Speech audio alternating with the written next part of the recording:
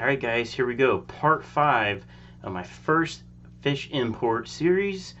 And like I said before in the last video, looks like things are doing better for me and looking brighter. Check it out. Alright, so now it's day 4 of the first import unbox, and day 2 of the second part of the shipment. I am just now checking on them today. I'm going to see how they look. The Cardinals are doing good. There's no deaths.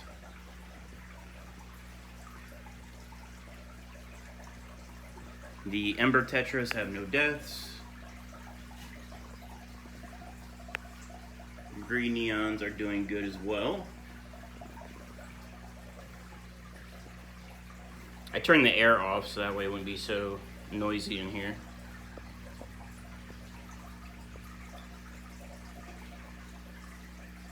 It looks like everybody's doing good. Alright, so I have one Panda Cory down.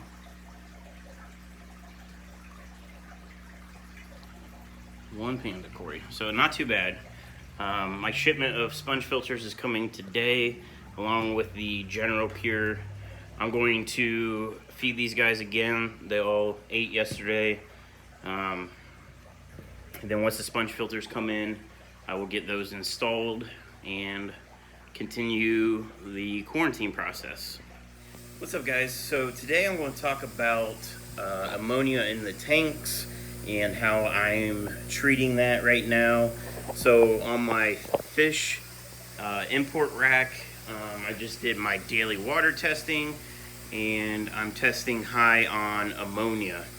So what that's telling me is that the sponge filters are not fully cycled yet. So with ammonia, I'm doing my water changes, but the ammonia is still there. So what I'm going to do is treat it with some Fritz. I think this is the enzyme, or the Zyme 7. This is a live bacteria.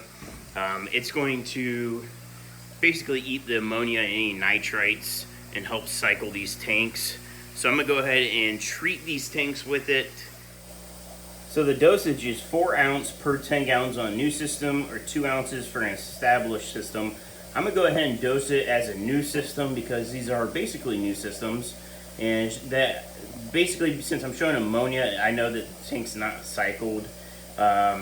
So with the 29 gallon tanks, I'm going to treat it as a 30 gallon. So I need a half a cup per 10. So it's going to be a cup and a half, which I have here. And I'm going to put that much of the live bacteria in each of these 29 gallon tanks. And hopefully this fits. I didn't think about this not fitting in there, but it looks like we'll be able to get most of it in.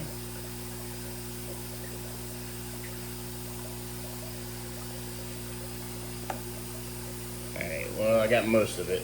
I'm going to add a little bit more to get it in, and we'll do that to every 29 gallon tank. Alright, so I treated the 29s. My 20 longs requires 1 cup of the bacteria, so I'm going to go ahead and treat the top tanks.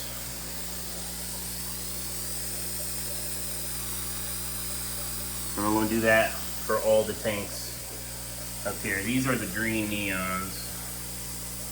I know it's not focusing very well, but we'll go ahead and do the rest of these 20s.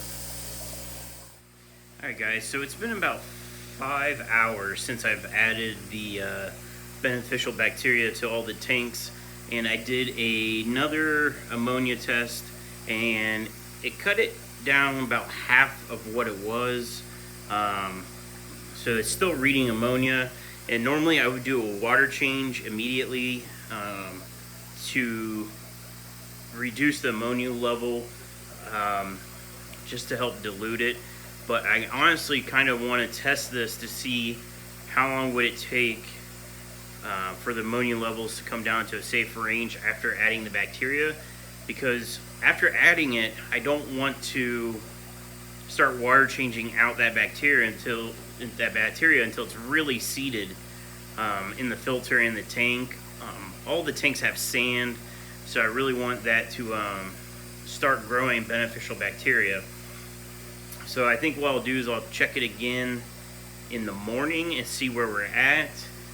All the fish look fine. I don't see any health issues with them right now, but I am monitoring this because I don't want to have, you know, any deaths or anything from it. If in the morning the ammonia level is still like semi-high, I will start water changing.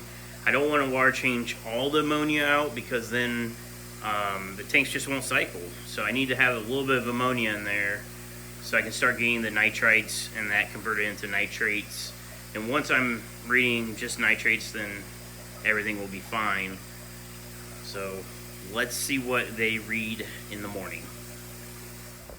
Alright, so I'm going to pause the video here. I actually forgot to record video the next day. I did take a ammonia reading and they did come down. It didn't come down as low as I was hoping it would. So I basically started doing my normal water changes, and I monitored the ammonia levels for the next few days, and they are now, well, now they are good. Then they were also good. It's been 4 weeks since I shot that part of the video. So let's continue on, and I believe up next is the third import unboxing. So let's keep rolling. Alright guys, we got 4 more boxes of fish import and some plants. So I'm going to go ahead and get these boxes open and start letting the contents room acclimate to match the temperature of the tanks. Alright, so I opened the small box first, and that was my plants I ordered.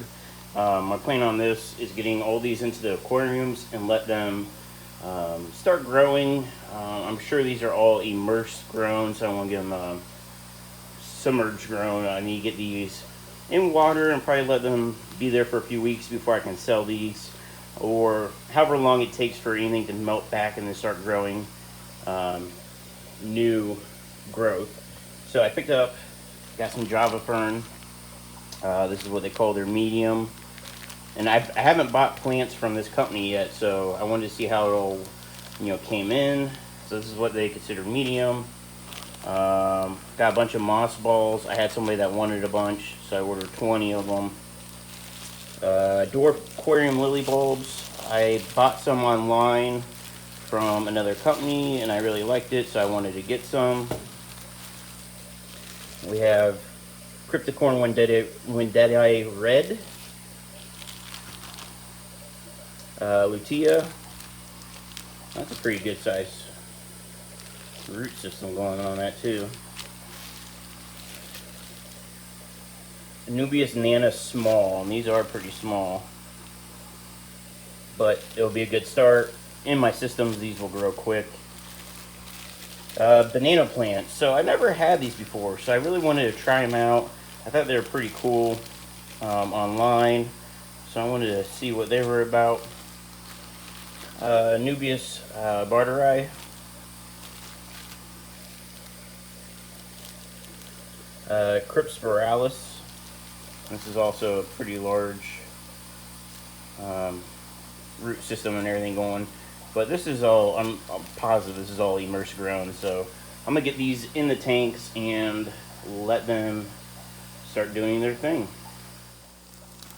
Alright, so we got yellow rabbit snails, and obviously they're a little messy, so that water's a bit dirty. Good size too.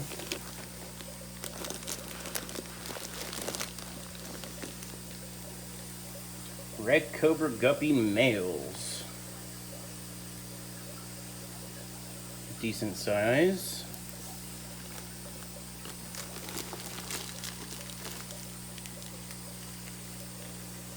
Oh, sorry. Tiger Nereids. Ordered a bunch of those because those are one of my favorite snails, mainly because they don't populate in fresh water. So you can put a few in your tank and not have to worry about them overtaking it.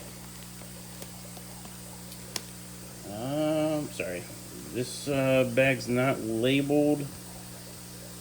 I can't tell. Those might be like panda guppies.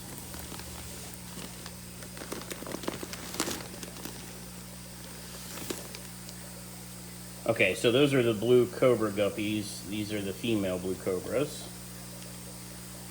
That's it for this box. So I'm going to go ahead and get these guys out of these bags and into their tanks, and then I'll record the next box. This is my favorite reason for these big nets. I originally bought a bunch of different sizes, and I had this in stock, and then I realized these big nets are perfect for dumping fish into the net and draining off their water whenever you buy new fish. This is the main reason I use these nets. They also fit like 10-gallon tanks pretty well, so if you have a lot of fish, it's easy to catch them with these big nets. But my number one use is definitely to plop and drop fish into the net, because it's able to sit on the bucket very well. Alright, here's the last box.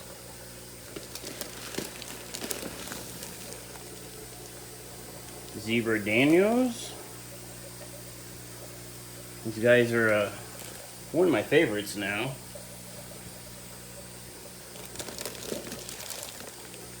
Assassin snails.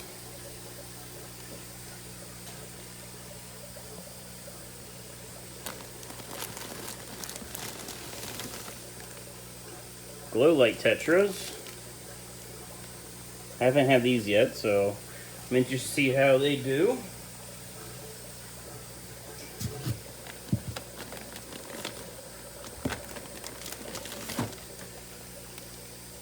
Red Cobra Guppy females.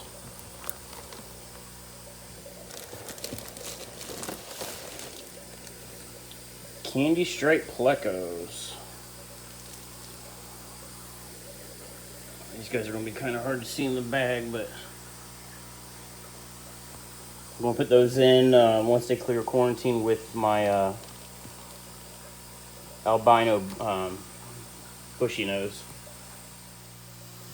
So here's something that I want to show what I do, is I take the bags of fish and I first put them into the specimen container.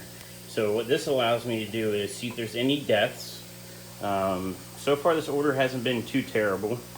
And then it allows me to take a picture of the fish so I can see what they look like when they come in, and I can compare it after a few weeks after they color up. And the other thing it lets me do is it really lets me see if I can see any issues with these fish, whether or not they have ick, or if they have any kind of signs of a parasite. But this is like the first step of the quarantine process, is to visually see how they look straight out of the bag. And so far, everything's been looking pretty good. So from here, this water will get dumped into the waste bucket, and then these will get put into their quarantine tank. Alright guys, that's it for this video. There's only one video left in this series that's going to wrap it all up and kind of show you where they're at today. And I'll get that out as soon as possible. I have these videos staggered on when they're releasing, so wait to see the final video. It is the next one that's being released. And as always, thank you guys for watching. I'll check you later.